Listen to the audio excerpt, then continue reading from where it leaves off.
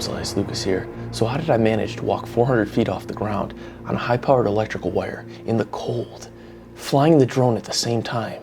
Well, if you know me, then you probably realize, yeah, this is fake. Well, it's not completely fake. Hold up a second. This is actually 2 real videos combined together.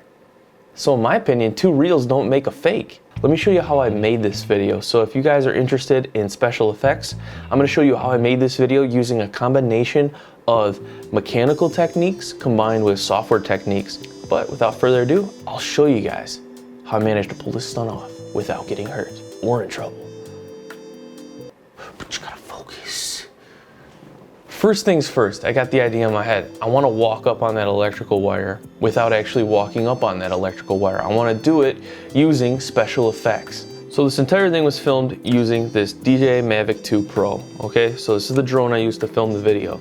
So I filmed 2 videos. I filmed the electrical wire shot first to see how close I could get to the electrical wires without getting, dangerous, and then also getting a good angle up there that I thought looked, epic, right?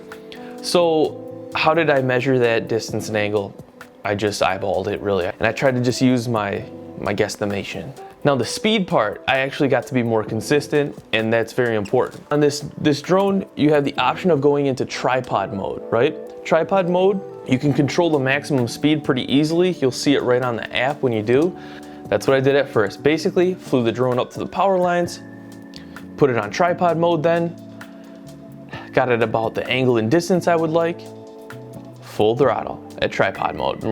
Move pretty slow, like 3, 4, 5 miles an hour max.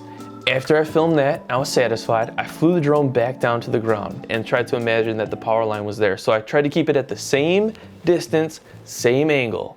And then for the same speed, I flipped the drone back into tripod mode, didn't change any of the settings, went full throttle sideways, and I just pretended to be walking on the power line. Just pretended, but I was just walking in the snow. Same distance, same angle, same speed, using tripod mode, and then all I was doing was just, crappy acting. Now another thing, if you really wanted to get the nitty gritty, you would really want to check the colors of the camera, make sure the white balance was good, but I just winged it, man. I was like, in post it does look like I'm a little bit contrasted, but you can kind of fix that in post. I didn't. Just consistency is key. Remember that, consistency is key. Now, if it was like sunny out and it was shady down below, you would really want to get your colors to match. So you want to be sure you're in like the same environment, or you want to be sure you can make it in post look like you're in the same environment. All right, guys, so now that we have 2 videos, let me show you how I put these together in post to make this look pretty convincing, in my opinion. So I took the 2 videos that I made, me walking in the snow and the power lines, and I imported them into Adobe After Effects, which I always say is like the Photoshop for video. The first clip that I worked on was me walking in the snow. So this is where it gets a little nitty gritty. Pull open the layer in Adobe After Effects, you double click on it, and this opens the layer up into its own like little window thing, all right? So now what I needed to do is pull myself out of the background. So just isolate myself from the snowy background. So how did I do this frame by frame and make it look pretty good without taking, 3 days to do? Basically, I used the rotor brush tool. You want to go up here to the rotor brush tool. Click on that. Starting at the frame I wanted the video to start on, if you hold the command down, you can actually push up or down on the mouse, and the rotor brush tool will grow in size or shrink in size. So you get it to the size you want. You want it kind of small, but not too small. It does a lot of the guesstimation for you about where the borders are on the object. You kind of just do a rough click on them, and the computer software will try to figure out where the edges are on the guy.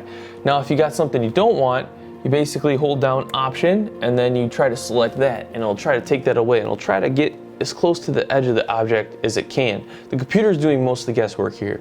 Important to make this look real without like too much crap going out. You guys see me do effects before where I really screw it up, and like you notice like the whole ground is like coming with me on the vertical jump video I did like a long time ago.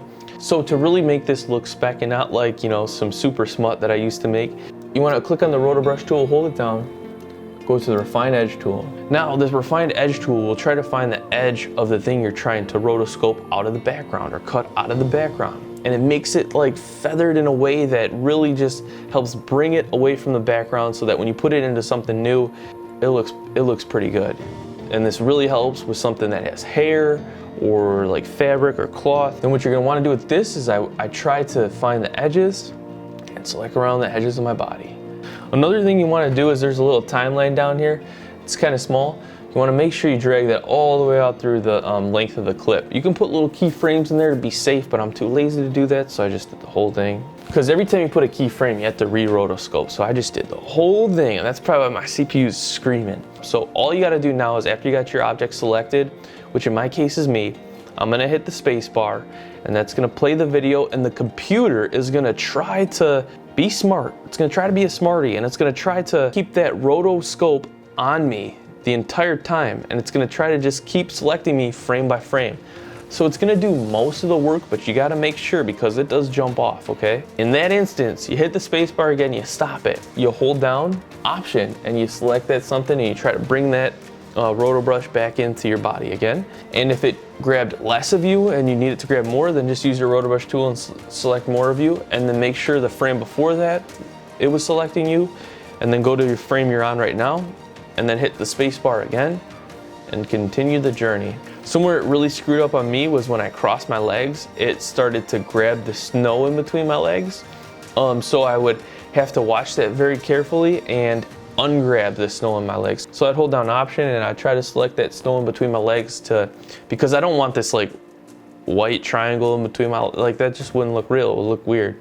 I just wanted my body walking. I wanted that away from the background. Watching it, monitoring it, making sure the roto brush tool was just selecting me.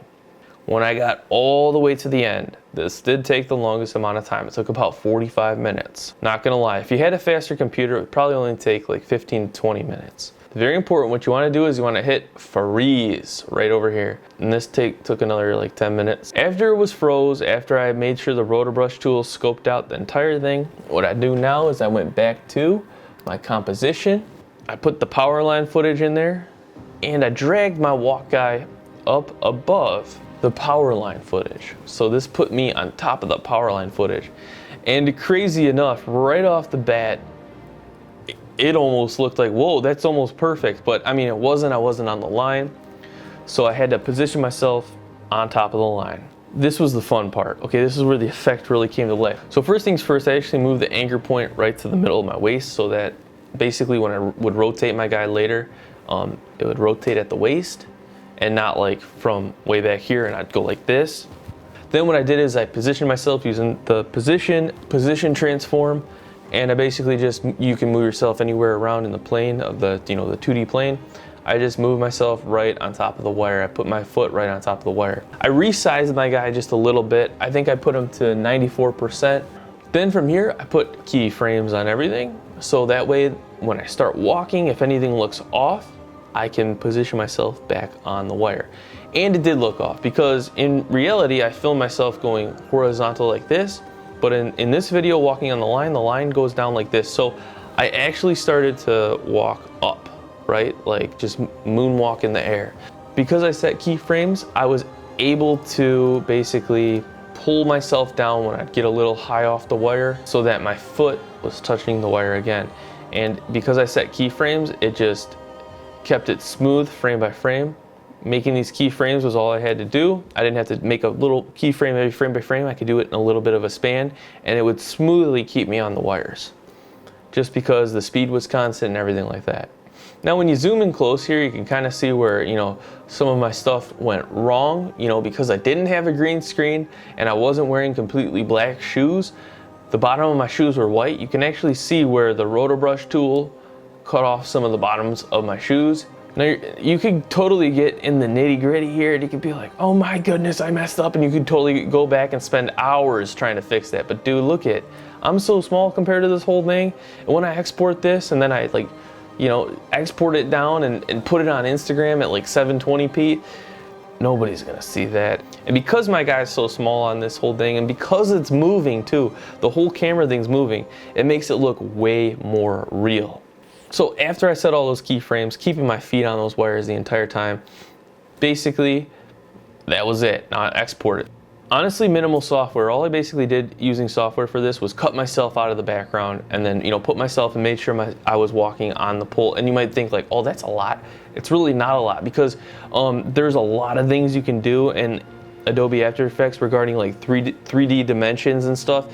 And you can get really complicated. And honestly, in my opinion, first of all, I don't know how to do that. Second of all, the less software you can use for like an amateur like myself, I think the more real it's gonna look. So making sure the camera was positioned at the same distance, angle, speed, and the two shots made it look more real than I could have made it look in post. So I think filming it consistently was the key of this video.